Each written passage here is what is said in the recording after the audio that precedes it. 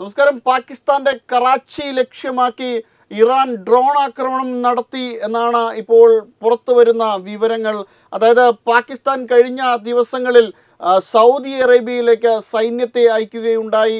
റാനാ Sanaullah PM-ൻ്റെ Pakistan Shahbaz ഷെരീഫിൻ്റെ adviser റാനാ സനാവുള്ളയും Saudi പ്രതിനിധിയും തമ്മിൽ നടന്ന ഒരു ചർച്ചയ്ക്ക് ഒടുവിലാണ് പാകിസ്ഥാൻ്റെ 3 സൈന്യവും സൗദി അറേബ്യയിലേക്ക് എത്തിയത്. അവർ ഇവിടെ മിസൈൽ, അതായത് ഇറാൻ്റെ ഡ്രോൺ ആക്രമണത്തിനെ എതിർക്കുന്നതിന് വേണ്ടിയിട്ടുള്ള മിസൈൽ സൗകര്യങ്ങളൊക്കെ ഇവിടെ ചുറ്റപ്പെടുത്തിയിട്ടുണ്ടായി.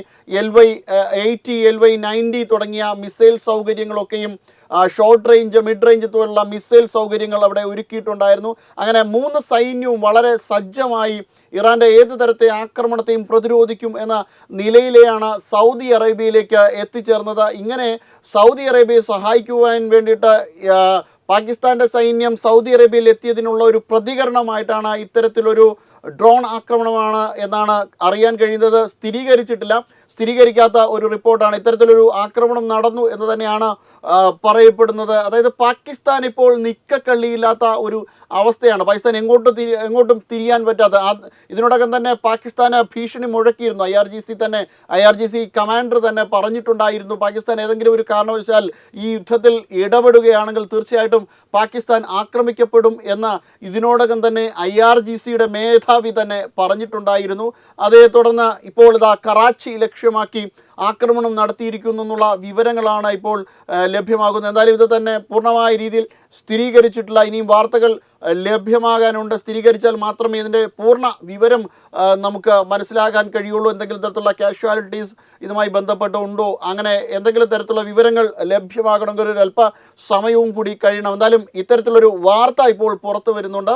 പാകിസ്ഥാന് നേരെ ആക്രമണം നടത്തി എന്നുള്ളത് ഇപ്പോൾ വലിയ രീതിയിലാണ് ഈ പാകിസ്ഥാൻ ഉമ്മത്ത്, അതായത് ഈ അഖില ലോക ഉമ്മത്ത് തകർന്നു വീഴുന്ന ഒരു കാഴ്ച ആണിപ്പോൾ നമുക്ക് കാണാൻ കഴിയുന്നത്. അല്ലെങ്കിൽ ഒരു രാജ്യവും, അത് പ്രത്യേകിച്ചും ഈ നോമ്പ് സമയത്ത് ഇങ്ങനൊരു ആക്രമണമൊന്നും പരസ്പരം നടത്താത്ത ഒരു സമയമാണ്. എന്തായാലും ഇസ്ലാമിക ലോകം തമ്മിലടിക്കുന്ന ഒരു കാഴ്ചയാണ് ഇപ്പോൾ നമുക്ക് കാണാൻ കഴിയുന്നത്. പാകിസ്ഥാൻ ആയിക്കോട്ടെ, ഇറാൻ ആയിക്കോട്ടെ, സൗദി അറേബ്യ ആയിക്കോട്ടെ, GCC ആയിക്കോട്ടെ, ഇതിനിടയിൽ പാകിസ്ഥാൻ്റെ ഈ ഉമ്മത്ത് ദൃഢീകരിക്കാൻ എത്തിയിരിക്കുകയാണ് ഹമാസ് ഇറാനോട് പറഞ്ഞിരിക്കുന്നത്, ഒരു കാരണവശാലും നിങ്ങൾ മധ്യേഷ്യയിൽ ആക്രമണം നടത്തരുത്, അത് ഞങ്ങളുടെ സഹോദര രാജ്യമാണ്, അതുകൊണ്ട് തന്നെ ആക്രമണം നടത്തുന്നത് ശരിയല്ല, മുസ്ലിം ഉമ്മത്തിന് ശരിയായ ഒരു രീതിയേ അല്ല എന്നുള്ള ഒരു കൃത്യമായ വാണിംഗ് ആണ് ഇപ്പോൾ ഹമാസ് കൊടുത്തിരിക്കുന്നത്.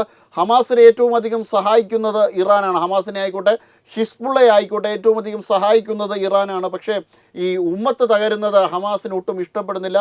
പക്ഷേ ഗാസയിൽ ഒരു സമാധാന ശ്രമവുമായിട്ട് ഏറ്റവും അധികം എത്തിയത് പല രാജ്യങ്ങളുമുണ്ട്. ഇപ്പോൾ അതിനകത്ത് ഈജിപ്ത് പോലുമുണ്ട്, ഖത്തറുണ്ട്, അങ്ങനെ പല രാജ്യങ്ങളുണ്ട്. അതുകൊണ്ട് തന്നെയും ഇത്തരത്തിൽ ഒരു ശ്രമം വളരെയധികം ഹമാസിനെ സംബന്ധിച്ചിടത്തോളം വളരെ നല്ല കാര്യമാണ്. കാരണം ഹമാസിൻ്റെ ജീവൻ രക്ഷിക്കാൻ ഇറാൻ സഹായിച്ചുവെങ്കിൽ ഇറാൻ മാത്രമല്ല പല രാജ്യങ്ങളും ശ്രമിച്ചു എന്നതിൻ്റെ അടിസ്ഥാനത്തിലാണ് ഇത്തരത്തിലുള്ളൊരു സമാധാന ശ്രമവുമായിട്ട് ഇപ്പോൾ ഹമാസ് ഇറങ്ങിയിരിക്കുന്നത്. എന്തായാലും ഹമാസിൻ്റെ ഈ ശ്രമം ഏതുവരെ ഫലിക്കും എന്ന് അറിയില്ല. എന്തായാലും യുദ്ധം മുന്നോട്ട് നീങ്ങുകയാണ്.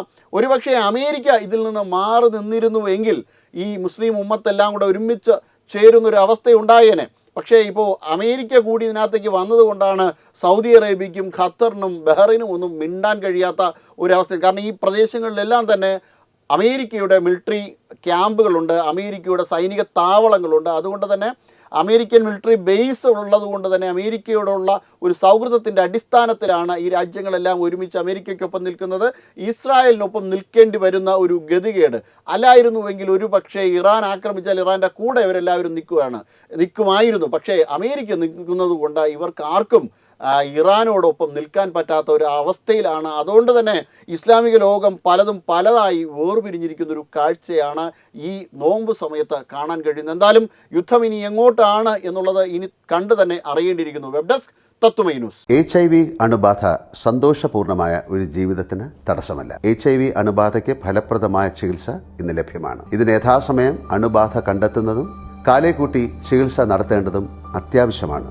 സൗജന്യമായ ചികിത്സയും മാർഗനിർദ്ദേശങ്ങളും സർക്കാർ ആശുപത്രികളിലെ ART അഥവാ ഉഷസ് കേന്ദ്രങ്ങളിൽ ലഭ്യമാണ്. ആരോഗ്യ സംരക്ഷണം ഓരോരുത്തരുടെയും ഉത്തരവാദിത്തമാണ്.